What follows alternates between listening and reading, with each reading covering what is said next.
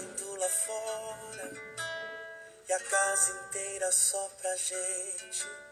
Será que pode Olá, pessoal. melhorar? Que tal um chocolate quente? Olha, Mais uma live do Papo de RH, então. E hoje a gente vai falar sobre Enneagrama e autoconhecimento nas organizações. O pessoal vai entrando. Enneagrama já foi um tema que nós já falamos aqui no início desse mês de maio com o Domingos Cunha. Então, o Domingos está entrando também. E a gente vai estar falando sobre como o uso do Enneagrama nas organizações. Então, coloquei a palavra autoconhecimento, que é uma palavra que a gente está provocando também as pessoas, para as pessoas trabalharem mais, cada vez mais dentro das organizações. Então, a gente sabe da necessidade de trabalhar cada vez mais o processo de autoconhecimento. Então, por isso que o tema, ele é bem-vindo. E nunca se falou tanto, principalmente nesse momento aí de Covid-19, um processo de autoconhecimento, a gente ficar mais isolado socialmente, vendo os nossos gaps, vendo as nossas dores, vendo que realmente quem a gente é um desafio constante. E utilizar ferramentas de autoconhecimento dentro das organizações tem sido cada vez mais propício, mais aberto, as organizações entendem esse processo e tá muito legal isso. Então, por isso que a gente vai repetir o tema, vai trazer o tema novamente de Enneagrama, mas com viés mais organizacional, com viés mais para dentro das empresas e mostrando como que essa ferramenta funciona na forma de desenvolvimento, na forma de liderança, na forma de comunicar. Então, por isso que a gente vai hoje falar um pouquinho mais sobre Enneagrama e autoconhecimento, mas com foco mais nas organizações. Claro que organizações são pessoas, pessoas são organizações. Quanto mais a gente se desenvolve, mais a gente contribui com o nosso resultado organizacional. A gente tem bastante novidade para falar para vocês. Na próxima semana a gente vai fazer uma semana de empreendedorismo aqui no Papo de RH, nas lives do Papo de RH. Vamos falar sobre empreendedorismo. Já temos 3 convidados para a próxima semana. Um do Rio de Janeiro, outro de Porto Alegre. E a gente vai trazer muito novas possibilidades, novas formas, principalmente falando de disciplina, motivação, formato, para as pessoas. E o que a gente pode um momento, né? Usar mais a criatividade, usar mais as nossas habilidades. E hoje a gente vai falar com o Domingos. Oi, seja bem-vindo. Boa tarde, tudo bom, Lucélia? Boa tarde. Tudo abraço ótimo. Aí para o frio do sul. Pois Nós então. estamos aqui no calor do Ceará, né? O senhor sabe que quando na primeira live estava quente, estava gostoso, inclusive essa semana fez 30 graus. E hoje voltou o inverno, tá chuvoso. Estou vendo que tá frio, né? Tá frio aqui, então eu digo, não, deixa esse calor gostoso. Eu falo quase todos os dias com meu pai em Sobral. Sobral é muito mais quente do que Fortaleza, né? Com certeza. E então ele dá, aqui tá sempre calor, minha filha, aqui não tem, né? E aí essa semana hoje começou o frio. Domingos, eu tava falando pro pessoal que a gente fez aquela live no início do mês falando de como funciona o Enneagrama, dos 9 tipos, que a gente pode, depois vai entrar muito nisso. E uma das perguntas no final da live foi uma profissional da área de recursos humanos perguntando se a gente podia usar o Enneagrama para o recrutamento e seleção, né? Então, dali surgiram muitos questionamentos de como usar a ferramenta para o ambiente organizacional, para as empresas, né? E eu até provoquei colocando o Enneagrama e autoconhecimento, porque a gente sabe que culturalmente no Brasil a gente ainda não trabalha tanto o autoconhecimento. Tem um movimento, o próprio Instituto Enneagrama Shalom, o senhor vem fazendo junto com as equipes. O Enneagrama é uma das ferramentas que trabalha o autoconhecimento, assim como outras diversas, como o coach, como a constelação familiar. E pessoas são organizações e organizações são pessoas. Então, dali surgiu a ideia de falar um pouquinho, e essa expertise que tu também tem, de estar vivenciando junto com as equipes, com gestores, até mesmo com a cultura da empresa, identificando qual é a cultura, qual é o tipo de cultura. E isso é muito interessante para a gente poder trazer e tirar um estigma de que um processo de autoconhecimento é só todo mundo se abraçar e chorar, que é que às vezes eu escuto, Lucélia, tu vai fazer um trabalho de autoconhecimento, mas a gente não quer aqui que as pessoas fiquem se abraçando e chorando, não é uma terapia de grupo. E principalmente aqui no Sul, e sabe que a gente tem características diferentes, né, por cada região. Então, por isso, assim, eu propus para te trazer esse outro olhar de humanidade, de sensibilidade, de vulnerabilidade e principalmente de colaboração e ajuda, né? Porque o ambiente, a gente passa muito mais tempo no ambiente corporativo.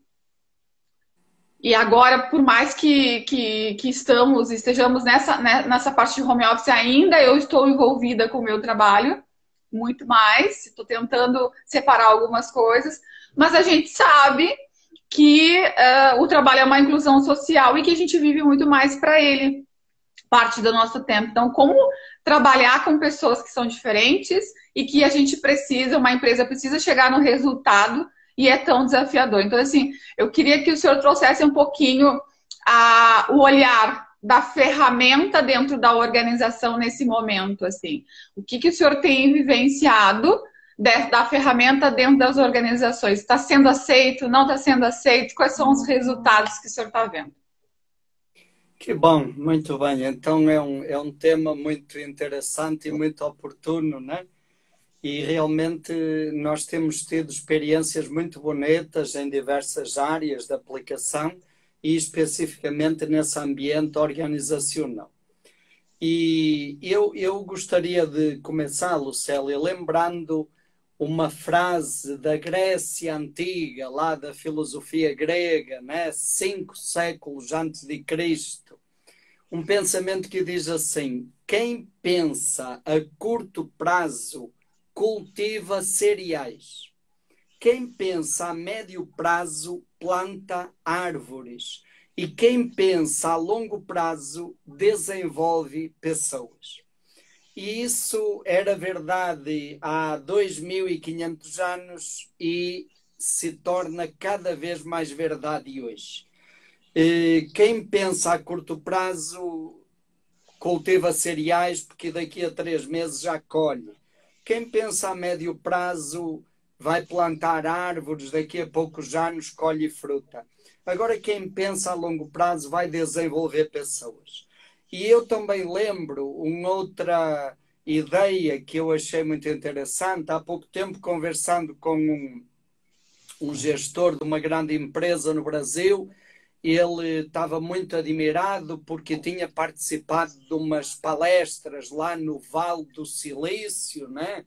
Lá nos Estados Unidos, que é o centro da inovação. E então, nessa palestra lá, um especialista lá do Vale do Silício, que é o top do top da tecnologia, aí um expert terá dito o seguinte: a tecnologia chegou onde poderia chegar.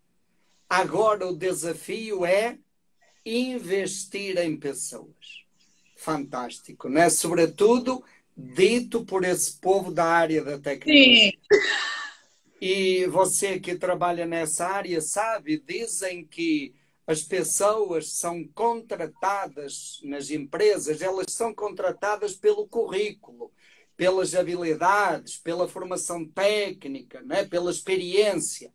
Perfeito. E 83% dos desligamentos no Brasil acontecem por problemas emocionais, problemas de relacionamento, dificuldades emocionais. Quer dizer, o que predomina hoje não é mais o currículo, não é mais a formação. Cada vez se percebe que o humano, o relacionamento interpessoal, a gestão, a autogestão é fundamental. Até porque a tecnologia hoje está acessível, o conhecimento está acessível e está muito democratizado, né? Mas o humano depende de cada pessoa e o humano precisa ser trabalhado, desenvolvido, cultivado. E não acontece isso sem autoconhecimento. O autoconhecimento é a condição fundamental para desenvolver pessoas. Ninguém evolui ninguém, nem por amor. As pessoas evoluem por autoconhecimento, por consciência. Então, a gente vê hoje muitas empresas já perceberam isso, que a riqueza maior que elas têm é o humano, as pessoas, e que elas precisam investir nas pessoas. E aí entra o autoconhecimento. E eu diria, Lucélia, dentro do grande espectro do autoconhecimento, e como você já falou, hoje nós temos uma diversidade, uma riqueza muito grande de contribuições nesse campo do autoconhecimento. Eu diria que dentro desse campo o Enneagrama cresce muito. E cresce pela riqueza, pela integralidade, pela visão completa do ser humano que ele tem e pela aplicabilidade profunda no ambiente corporativo. Como você falou, eu achei interessante, muitas vezes quando se fala de desenvolvimento de pessoas, aí fala de fazer umas coisas com os abraços e todo mundo chora e uns balões e todo mundo fica feliz. E isso serve para quê? Bom, foi um momento de diversão ali para o grupo. E fica por isso, né? E fica por isso. E não quer dizer que seja ruim, também é bom. Sim. Mas acho que hoje as pessoas e as instituições procuram algo mais profundo. E o Enneagrama tem essa profundidade. Primeiro, em termos humanos, em termos de comportamento, o Enneagrama é um mapa profundo que nos ajuda a entender o comportamento nosso e o dos outros. Isso já é uma riqueza extraordinária. Mas vai além disso. O Enneagrama ajuda cada pessoa a perceber o melhor dela mesma. Então, não apenas ver como é que eu funciono, mas como é que eu posso me realizar como pessoa, como é que eu posso crescer. E pessoas realizadas, pessoas que desenvolvem o seu melhor, contribuem para ambientes mais humanos, mais profundos nas empresas. E empresas que têm pessoas mais realizadas, mais felizes, elas crescem também e transformam a sociedade, né? Então, sem dúvida que é essa a riqueza do Enneagrama. O Enneagrama é o grande mapa, é um grande mapa de desenvolvimento das pessoas. E hoje a compreensão é essa. Pessoas felizes, pessoas realizadas, pessoas que têm consciência do seu melhor, contribuem para as equipes, para as organizações e para a sociedade. É bom para a pessoa, é bom para a equipe, é bom para a instituição, é bom para a sociedade. E a gente sabe que as coisas funcionam quando é bom para todos. Não basta pensar apenas num lado, porque nós não somos fragmentos, não é?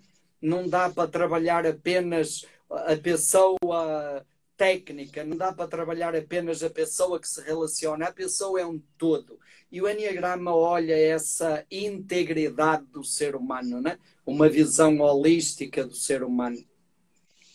Legal. Domingos, eu vou repetir a pergunta lá da live passada no final, que é, eu posso, porque como a área de recursos humanos e um processo dentro de uma organização inicia com recrutamento e seleção, onde eu vou ver o perfil, onde eu tenho uma vaga disponível, onde eu tenho também ver as características e as competências técnicas, mas também tenho que ver as habilidades emocionais para ver se esse gestor ou esse colaborador vai conseguir trazer o resultado que eu desejo ou vai estar inserido na cultura que eu estou, que inicia com o recrutamento e seleção. E a pergunta foi, eu posso usar o Enneagrama para o recrutamento e seleção? Porque lá eu tenho uma pessoa, né? Eu digo, vamos imaginar que a Lucélia, que está pegando um currículo de várias pessoas, aplica o Enneagrama, e aí daqui a pouco a Lucélia se identifica com alguém que é muito parecido com ela, ou que é muito parecido com aquele gestor. Então, o uso da ferramenta do Eneagrama no recrutamento e seleção, na porta de entrada da empresa, é perigoso? Olha, eu diria, Lucélia, que é perigoso e é altamente redutor e distorce a riqueza desta sabedoria do Eneagrama, né? Não é respeitoso para a pessoa, não seria benéfico para a instituição e é muito distorcor da tradição da sabedoria do Eneagrama. Há pouquinho, quando você levantou essa questão, a ideia que me veio é assim, a pessoa diz assim, olha, eu posso utilizar água para tirar ferrugem de alguma coisa. E eu digo, poder pode, mas não é propriamente a aplicação oportuna, né? A água não Sim. vai fazer muito efeito para tirar a Não. ferrugem. E, sobretudo, olha, você pode aproveitar a água para outras coisas muito mais sublimes, para você beber, para aguar as plantas, enfim. Sim. Então, seria, digamos, muito pequeno usar água para tirar ferrugem de alguma coisa. É a mesma coisa, nós pegarmos o Eneagrama e usarmos o Eneagrama para fazer seleção de pessoas, seria muito pouquinho. Olha, primeiro porque o Eneagrama vê a pessoa como um conjunto de possibilidades. Então, se nós olharmos apenas habilidades que aquela pessoa tem a partir da sua personalidade, nós estamos vendo apenas um pedacinho da pessoa, eu diria talvez 10% daquilo que a pessoa é. Isso, a pessoa é boa nessas habilidades? É.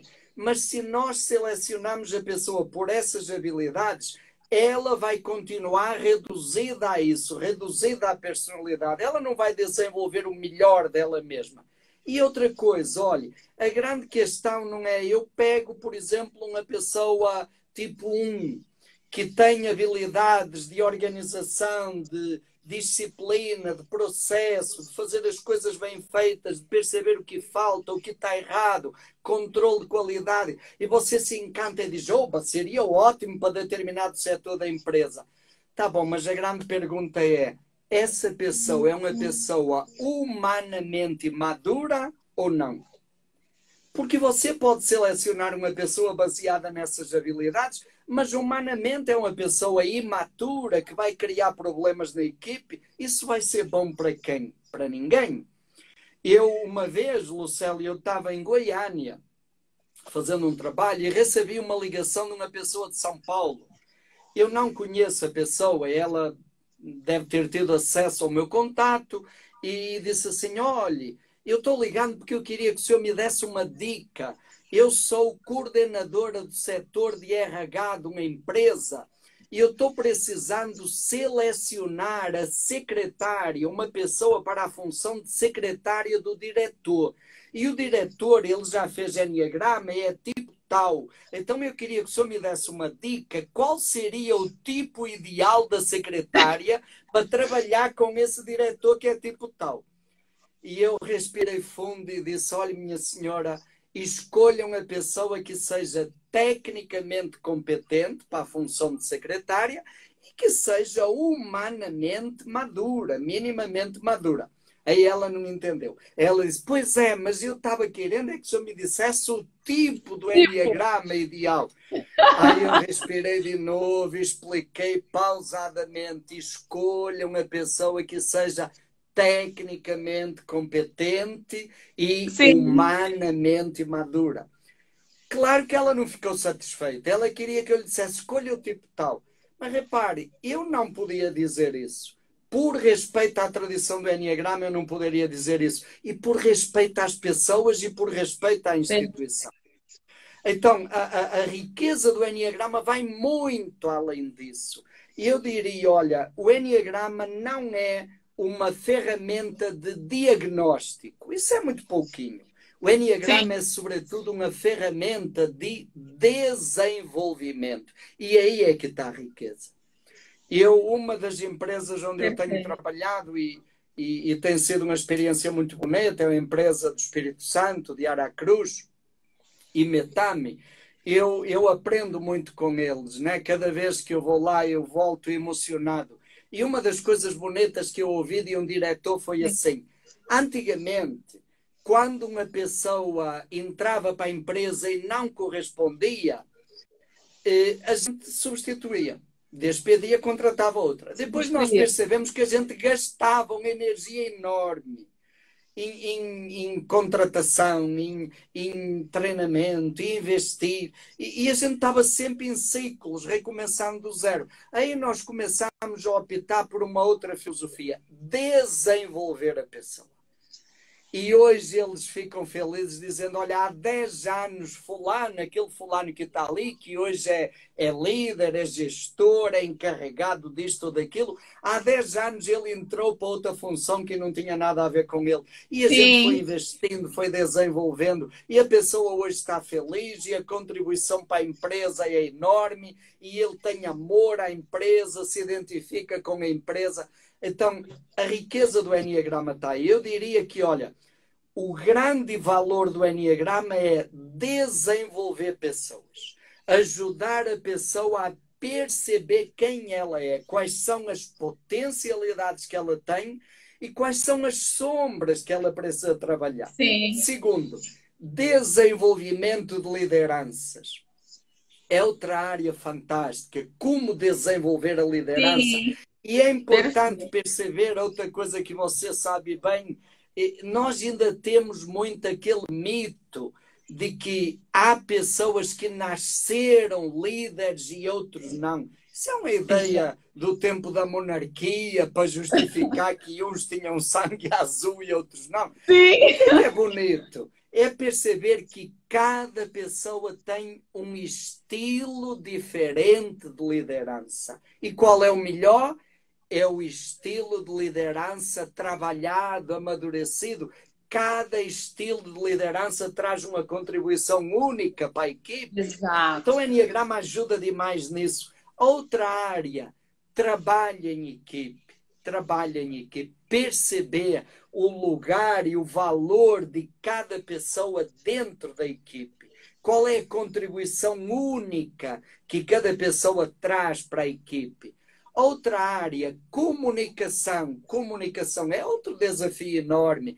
Como cada pessoa se comunica, como cada pessoa recebe, interpreta. A gente diz a mesma coisa para duas pessoas e cada um reage de uma maneira diferente. Né? Se você chamar um colaborador tipo 3 e disser para ele: olha, você é o cara, você se garante, nós estamos já adorando o seu trabalho. Rapaz, ele vai para casa, ele nem dorme de felicidade, né? Agora, se você chamar um colaborador tipo 6 e disser: você está ótimo, a gente está adorando o seu trabalho, perfeito, você é o cara, ele vai para casa e também não dorme, mas é de preocupação, pensando: lá vem bomba, no mínimo vou ser despedido, o que é que tem aí, o que é que vem aí por trás desse elogio? Então, repare, a grande sacada, e o Enneagrama nos ajuda nisso, é a gente saber qual é a palavra e qual é o jeito como cada pessoa reage e interpreta. Então isso nos ajuda muito no campo da motivação.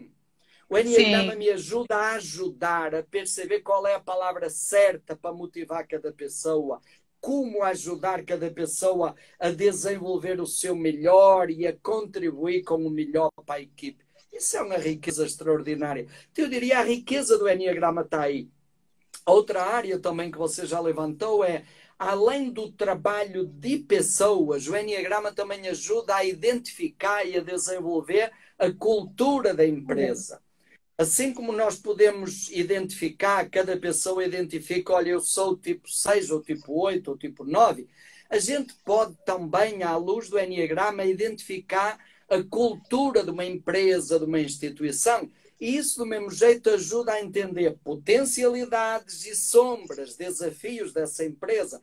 E muitas instituições hoje fazem esse trabalho antes do planejamento estratégico.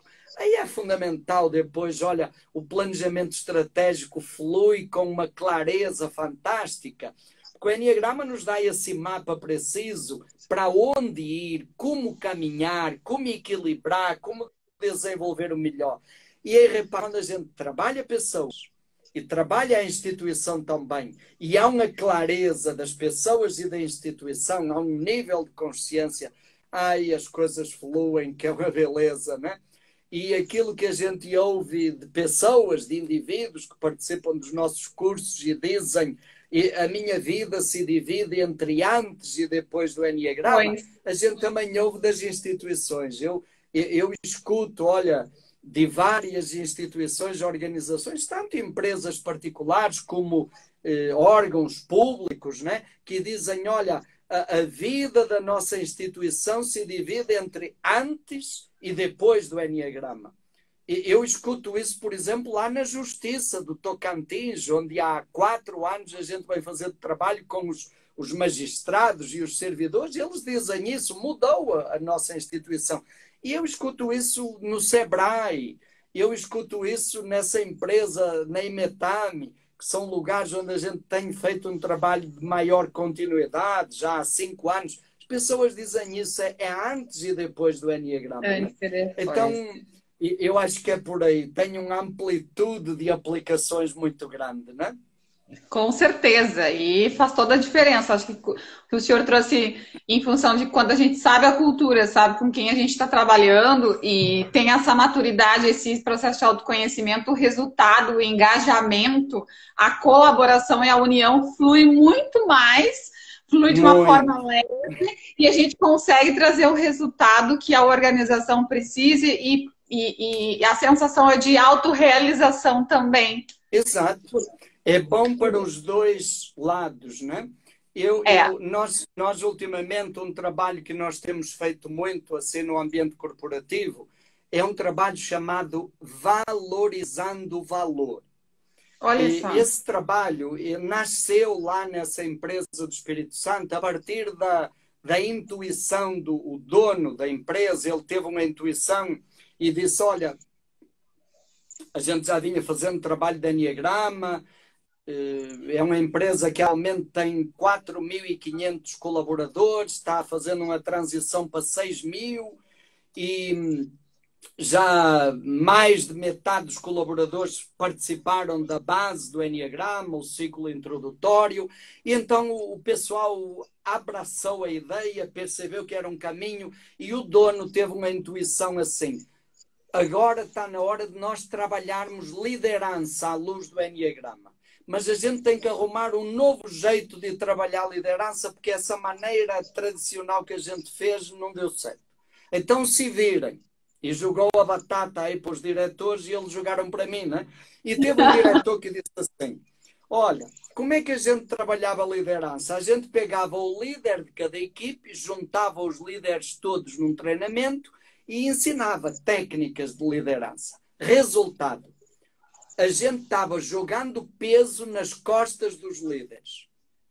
E a gente estava tirando responsabilidade dos colaboradores da equipe. Sim. Isso não funciona. Então vamos ver um outro sistema. Então criamos esse módulo Valorizando o Valor. Como é que funciona? A gente não pega os líderes de cada equipe. A gente traz pessoas de cada equipe.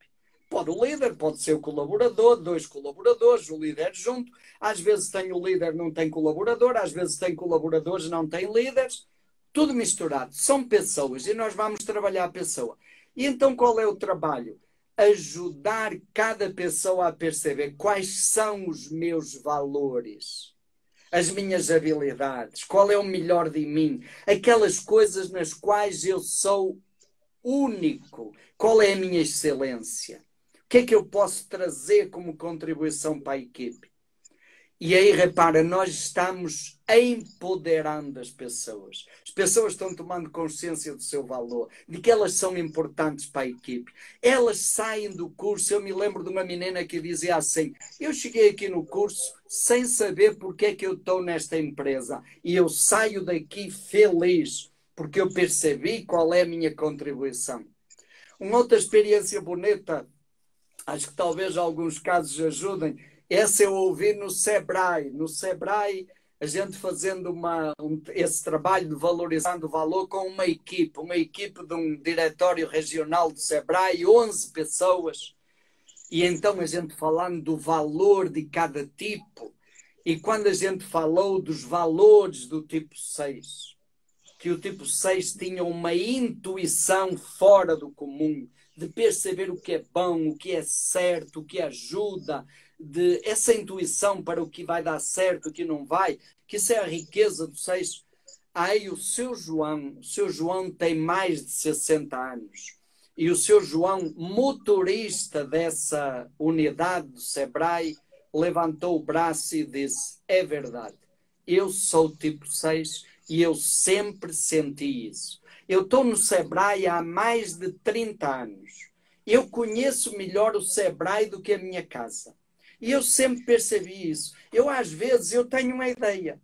Mas depois eu penso, mas quem sou eu para falar alguma coisa? Eu sou apenas o motorista.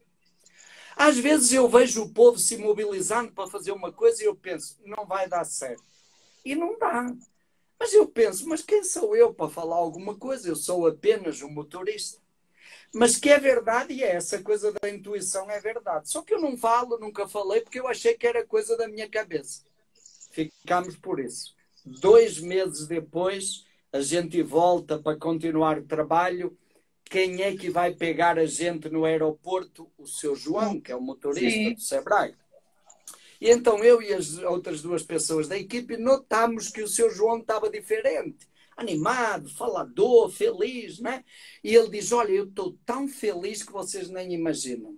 A minha filha, que está estudando psicologia, semana passada ela até perguntou, papai, o que é que aconteceu com o senhor?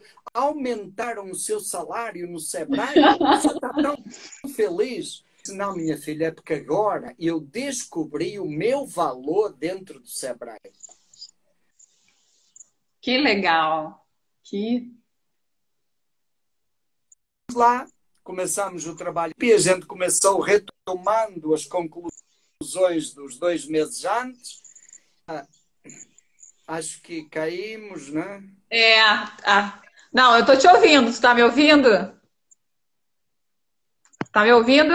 Eu tô te ouvindo. Tô. Então, está me ouvindo? Então a gente retoma, começa o trabalho e começamos ouvindo as conclusões do módulo anterior e como é que foi o processo desses 2 meses. E a articuladora da equipe, a gestora da equipe, disse assim: olha, foi tão bom. Durante estes 2 meses, aquela reflexão me ajudou tanto, porque eu fiquei atenta para perceber qual era o valor de cada um na equipe. Por exemplo, depois daquele encontro, toda a semana eu chamo o seu João na minha sala. E eu falo para o seu João as ideias que eu tenho e peço a opinião dele. E o seu João diz, faz que vai dar certo. Cuidado com aquilo que não vai dar certo. E eu peço a opinião dele. Isso tem-me ajudado tanto. E repara, o seu João estava no Sebrae há mais de 30 anos. Mas ele pensava, quem sou eu? Eu sou apenas um motorista. E agora o seu João se empodera, se apodera, está feliz. O seu João contribui para a equipe e a equipe se enriquece com a colaboração do seu João. Quer dizer, é bom para todos. Isso gera uma nova dinâmica, uma nova cultura, não é? Uma outra experiência bonita, Lucélia, lá no Espírito Santo, é uma fábrica, uma empresa metal-mecânica. Então, muita gente tem trabalho pesado, né? E nós estávamos fazendo uma vivência de gestão de conflitos. É outro campo de aplicação do Enneagrama, gestão de conflitos à luz do Enneagrama. E então nós tínhamos várias pessoas, umas 20 pessoas participando dessa vivência. E tinha um menino de 21 anos, tipo 9, quieto e calado, que não tinha aberto a boca durante o curso inteiro. E esse menino, que é soldador. Soldador é um trabalho pesado. Sim, pesado. Menino quieto e calado. E durante a dinâmica da gestão de conflitos, né? Esse menino ficou quieto e calado como sempre, e um bando de tipos joitos de um lado brigando, Sim. e outra ruma de tipos juns brigando, e aquela confusão toda, e o menino calado, né? E depois de um bom tempo de discussão, o menino levantou o braço, aí eu fiquei feliz. Fala, ótimo, finalmente ele resolveu falar, fala. E ele disse assim, eu estou vendo qual é a solução. Como, aliás, eu normalmente lá no dia-a-dia da equipe, eu sempre vejo qual é a solução do conflito. Mas eu fico pensando, quem sou eu para falar, né? Porque eu sou apenas um soldador e ali está o meu diretor, ali está não sei quem, então eu fico calado. Mas eu estou vendo qual é a solução. Eu fiquei pensando assim, Lucélia, o que é que isso significou para esse menino em termos de autoestima? Como é que vai ser amanhã esse menino quando chegar lá na equipe, com a moral lá em cima, valorizado, percebendo que ele, numa dinâmica onde estava o diretor da empresa, ele teve a solução para o problema. Isso é fantástico para ele vai trabalhar com outro entusiasmo, ele vai sentir que o valor dele na equipe é imprescindível, a equipe vai se beneficiar, ele vai voltar para casa feliz, ele vai estar com a família de uma maneira muito mais feliz. Isso é bom para todos, não é? A pessoa cresce, a empresa cresce, a Sim. sociedade e o mundo crescem, não é? Olhando para essa dinâmica de liderança, continuando um pouquinho, que eu acredito muito, e tudo isso que o senhor trouxe de trabalhar as equipes, ele é fantástico. Como a gente está com, me parece, assim, as pessoas têm falado muito, os gestores têm falado, as empresas, o que eu tenho vivenciado, é que o discurso que estamos com uma escassez de líder. Mas essa escassez de líder, ela está sendo fomentada, como que eu posso dizer? Parece que aguçada, porque eu não trabalho as equipes para descobrir novos líderes. Exato. E o Enneagrama, pelos seus exemplos, é uma ferramenta que traz isso muito à tona? Com certeza. A primeira pergunta que eu faria, Lucélia, aí com esse teu questionamento é: que conceito de liderança que nós temos na cabeça? Isso é outro problema, não é? Que conceito de liderança? E segundo, a liderança, cada um tem um jeito de liderar. E todo tipo de liderança precisa ser cultivado, trabalhado, melhorado. Lógico. Toda a liderança tem luz e sombras. Sim. E o importante está no desenvolvimento. E com certeza que o Enneagrama ajuda de uma maneira muito prática a desenvolver a liderança que cada um tem, o jeito de liderar que cada um tem. E isso é uma riqueza para a equipe. Aquilo que você falou há pouco, um perigo é eu querer selecionar pessoas que são parecidas comigo. E eu querer na minha equipe pessoas que tenham o mesmo jeito de ser meu. Isso, gente, é bom? Não sei. Olha, isso vai multiplicar as habilidades, vai, mas também vai multiplicar as limitações.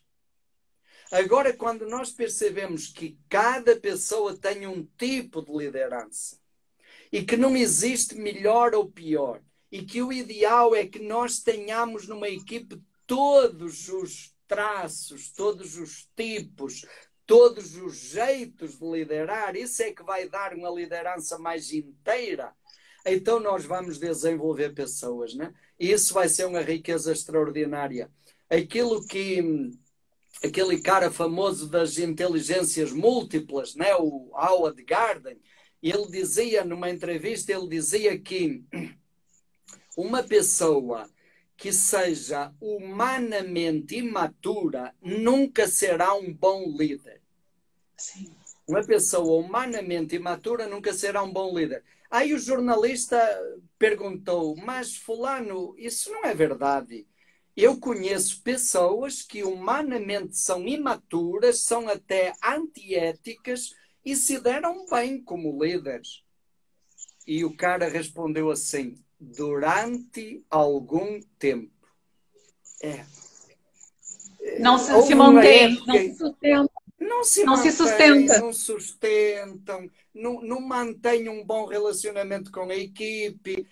Quantas vezes a gente chega nas empresas e as empresas hoje já riem daquele tipo de líder que chegou na empresa prometendo mundos e fundos e revolucionando tudo porque vai fazer, porque não sei o quê, porque resultados e tal. E depois dali a algum tempo é uma frustração porque ele não consegue se relacionar bem com a equipe, não consegue sustentar aquilo que ele começou. Então, trabalhar as pessoas. Quando trabalhamos pessoas, estamos trabalhando a longo prazo, a médio e longo prazo, né? Estamos garantindo a sustentabilidade das Sim. equipes, estamos garantindo a produção, estamos garantindo a satisfação das pessoas, com certeza, né? Então, Vamos, nesse campo da liderança é uma das grandes riquezas do Enneagrama, né? Domingos, vamos lá para as perguntas. Mandar um beijo para o Kelvio, tá aí, querido, tá nos assistindo. Ah, A um abraço, Berenice, Kelvin. de Beleza. Bauru, São Paulo, um beijão para vocês. Né? Tem uma galera muito querida. A Cris, que fez Enneagrama aqui comigo em Porto Alegre, deixa eu perguntar. Ela está perguntando: as empresas estão abertas? Espera só um pouquinho, porque a tecnologia também. As empresas estão abertas para os tipos de liderança? Quantas pessoas boas as organizações? Deixa eu pegar aqui. Tem e será. Tem e será se tiver o diálogo aberto. E ela está perguntando se as empresas estão preparadas para trabalhar os tipos de lideranças. Olha, Lucélia, o que me veio aí quando você estava lendo a pergunta, o que me veio foi assim: as que não estão abertas vão fechar. Eu acho que hoje isso está ficando cada vez mais claro. Uma empresa que não se abra a Sim. essa visão de trabalhar pessoas, ela vai fechar. Ela não se sustenta numa nova exigência dos tempos modernos, né? E a gente vê, olha, esta pandemia está nos mostrando isso, né? Está confirmando isso. Não vai sustentar uma empresa que não invista nas pessoas, nas relações, uma empresa que não tenha alma, ela não se sustenta por muito tempo. É a mesma história que o Howard Gardner dizia a respeito dos líderes. Durante algum tempo até funciona e pode ter resultados, mas não sustenta. E eu diria, as empresas estão abertas a isso? Algumas já estão, felizmente. Algumas estão e a experiência é belíssima, belíssima, transformadora.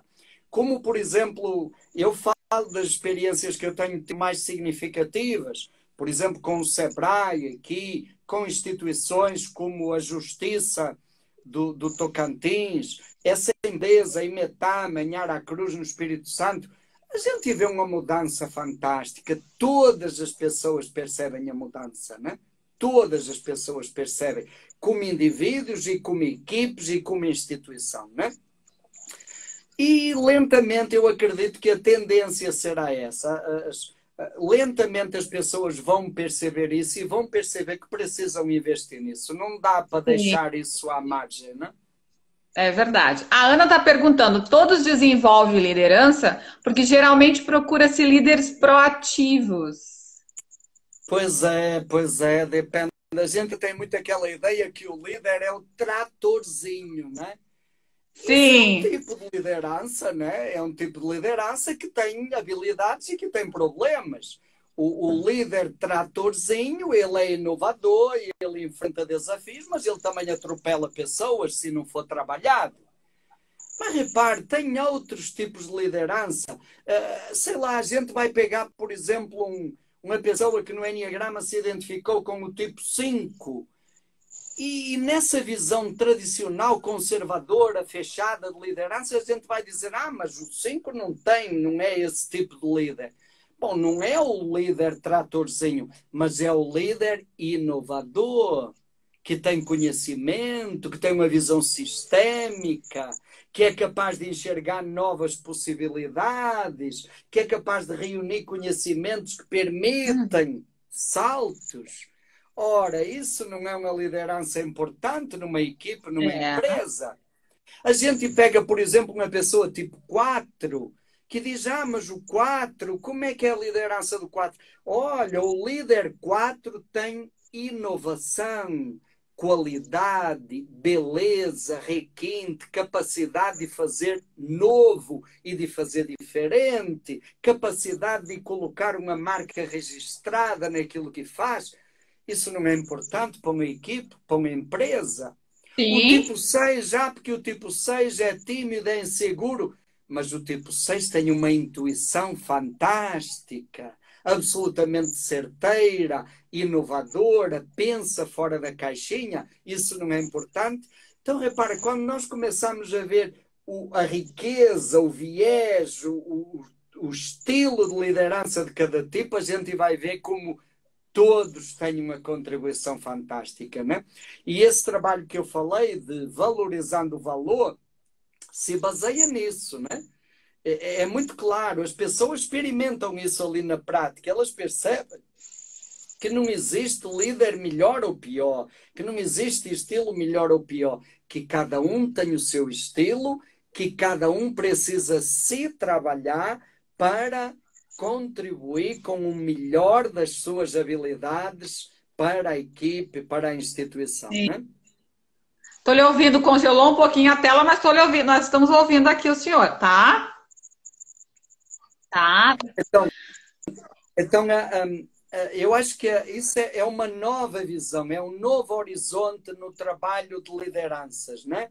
O foco na pessoa e não na função. Por trás do líder, não existem líderes, é a primeira coisa que eu costumo falar. Não existem líderes, existem pessoas. E por trás de cada líder, ou melhor, dentro de cada líder, tem uma pessoa. E essa pessoa tem uma criança que tem feridas, que tem inseguranças, que tem medos, que tem emoções que ela não controla. E então, se nós trabalharmos essa criança que existe dentro de cada pessoa e trabalharmos a pessoa que existe dentro de cada líder, aí é outra história. A liderança é uma consequência. E geralmente nós começamos de cima para baixo. Dizemos assim, olha, o líder, o bom líder tem que ser assim, assim, assim, assim. Bom, alguns conseguem se encaixar e outros não conseguem, né? E nós estamos anulando pessoas e estamos perdendo uma riqueza enorme para as equipes, né? Com certeza. O pessoal está pedindo algumas coisas sobre o tipo 9 de liderança. Olha, fantástico. O tipo 9, por exemplo, é grande. Podemos talvez dar uma passada rapidinho por cada tipo de liderança, né? Olha, o 9, qual é a especificidade, a riqueza única do 9 como líder? Conciliador. Capacidade de ouvir todos os lados e, a partir do melhor de cada um, extrair o melhor para a equipe. Isso é uma riqueza espetacular. Claro que tem sombra, ele precisa trabalhar a procrastinação, a capacidade de administrar conflitos, ele precisa trabalhar isso. O 8, qual é a excelência do 8? Desbravador, abrir novos caminhos, rasgar horizontes, enfrentar dificuldades e derrubar barreiras, inspirar confiança nos outros. Isso é a excelência do 8. Mas o 8, se não se trabalhar, pode atropelar, intimidar. Então precisa trabalhar isso. O 7, olha, o 7 tem a alegria, o bom humor, as múltiplas possibilidades. O 7 é múltipla função. O 7 é criativo, sobretudo nos momentos de dificuldade, ele é altamente criativo. Isso é uma riqueza. Traz bom ambiente para a equipe. Agora, o 7 tem que trabalhar algumas coisas, como comprometimento, manter o comprometimento até o fim, foco, porque ele tem o perigo de dispersar. O 6 tem essa riqueza da intuição para aquilo que é certo, que é bom. Tem senso de responsabilidade, espírito de equipe, fidelidade, honestidade, companheirismo. É uma riqueza. Mas o 6 precisa trabalhar a insegurança, a timidez, as dúvidas, os questionamentos, não é? pessimismo. O 5 tem essa visão sistémica, tem profundidade, capacidade de aprofundamento, capacidade de observar, de entender. Isso é uma riqueza para uma equipe, dá embasamento. Mas o 5 precisa trabalhar a dificuldade com a comunicação interpessoal. Ele tem dificuldade de se expor, de compartilhar, né? O 4 tem essa inovação, uma criatividade com inovação, com requinte, com beleza, com arte, com a capacidade de fazer bem feito e fazer diferente. A sensibilidade para o relacionamento. E o 4 também tem sombras para se trabalhar, o pessimismo, a baixa autoestima, a hipersensibilidade, ok? O 3 tem uma liderança otimista, capacidade de enxergar lá na frente, visão estratégica, metas, resultados, otimismo, capacidade de mobilizar a equipe para atingir os resultados. Ele enxerga longe e automaticamente sabe como fazer para conseguir atingir o objetivo. É uma riqueza, é. E tem sombras que ele precisa trabalhar. Por exemplo, a dificuldade de criar laços com a equipe, de trabalhar o lado emocional, a dificuldade de parar, de avaliar, de planejar. Ele vai naquela empolgação cega e às vezes quebra a cara, tá? O 2 tem o olhar humano, o foco nas necessidades das pessoas, a capacidade de cuidar do emocional das pessoas e da equipe, a capacidade de acolher, de motivar, de ajudar cada pessoa a descobrir e a desenvolver o melhor dela mesma. Isso é fantástico. Mas o 2 tem o perigo de focar nos outros e esquecer de si mesmo, deixar as suas tarefas em segundo plano, de criar dependência na equipe, né? É o perigo. O tipo 1 é aquele líder de padrão de qualidade, controle de qualidade, fazer as coisas bem feitas, fazer o que tem que ser feito, ou melhor, fazer bem feito o que tem que ser feito, custe o que custar. Qualidade, rigor, controle, ética, perfeição, a capacidade de perceber o que falta e o que pode melhorar e como aperfeiçoar continuamente. Alto senso de responsabilidade, ótimo. Mas o tipo 1 tem coisas que ele precisa cultivar, cuidar, para você não atrapalha. Por exemplo, a rigidez. Eu tenho razão, eu é que sei o que é certo. Né? A irritabilidade, que às vezes cria um ambiente tenso na equipe. A cobrança, um senso de cobrança, de exigência, que daqui a pouco ninguém aguenta. Então, repara, qual é o melhor líder? Junta tudo isso e olha a riqueza que nós teríamos numa equipe, né? E cada um ter consciência da luz e da sombra e valorizar as suas habilidades e trabalhar as suas sombras. Isso vai ser bom para a pessoa, vai ser bom para a equipe, vai ser bom para a empresa, com certeza, né? Domingos, para a gente finalizar, porque uma hora passa muito rápido e tem muito conteúdo, e é muito bom sempre te ouvir, estou morrendo de saudade, preciso passar essa pandemia aí, preciso ir lá para Tabuba um pouco, para me trabalhar também. É fantástica, saudade da equipe toda do IES, que é maravilhosa, tem uma receptividade, um tratamento para a gente maravilhoso. Mas para a gente resumir, assim, o Enneagrama e autoconhecimento nas organizações, a gente vive um momento muito de sentido, né, de propósito, de entendimento, seja de organização, seja do indivíduo. Há muitas dúvidas, há muito questionamento, há muita depressão, há muito suicídio, há várias questões que a gente vem se questionando. E me parece que ainda prevalece em determinadas organizações, que essas provavelmente não vão sobreviver, aquela liderança autocrática, autoritária, aquela onde que você faz aí, que manda quem pode, obedece quem precisa. E como a gente tem 54 pequenos empreendedores que mantêm e sustentam o Brasil, eles muitas vezes não desenvolvem as habilidades de liderança, mas também não compartilham isso com as equipes.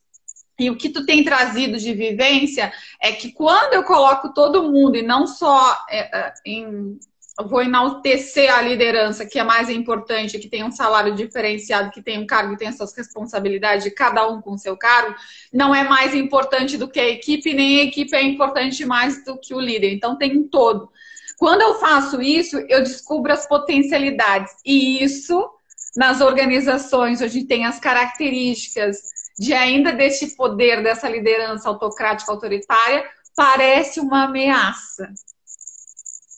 Me parece uma ameaça. E é por isso que, naturalmente, eu não trabalho isso. Tem sentido, faz sentido, porque quando eu empodero uma equipe, ela vai ela vai se sentir parte, engajada daquela empresa, pertencente. Exatamente. Então, ela vai trazer ideias, parece que causar desconforto, porque eu, como líder, tenho que saber tudo e também tem uma solidão do líder, né? Exato, exato. É por isso que eu falei, Lucélia, é um novo horizonte no trabalho de desenvolvimento de lideranças. É um novo horizonte.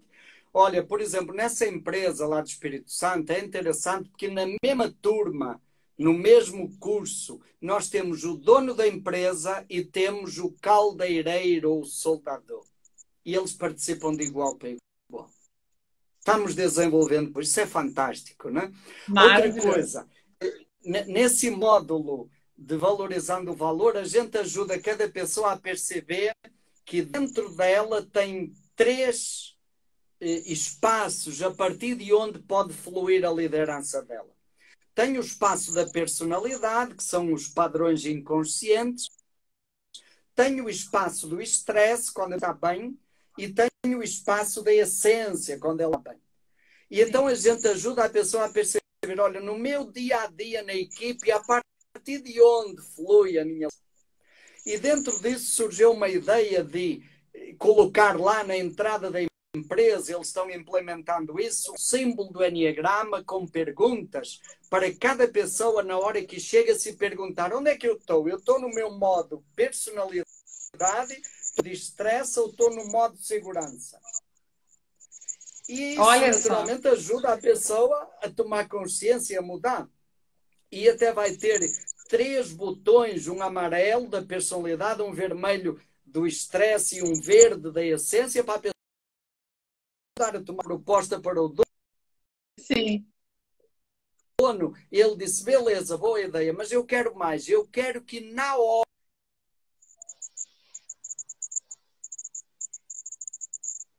Ficou sem som agora. Eles estão conscientes do seu emocional. Olha que bonito, não é? Que então, legal. Na medida em que trabalhamos cada pessoa, claro que isso vai revolucionar toda a cultura da empresa e vai revolucionar esses padrões antigos autocráticos, não é?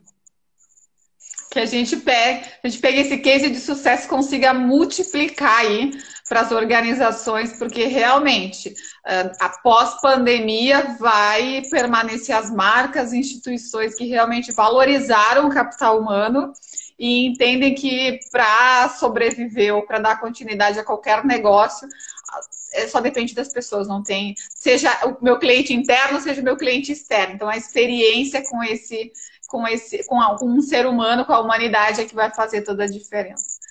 Domingos! Já chegamos ao fim, passa muito rápido. De novo, eu quero agradecer, mandar um beijo para a turma do IESH aí, o pessoal que está nos assistindo, o Berenice, o pessoal todo que está nos assistindo. Estou morrendo de saudade de uma turma linda.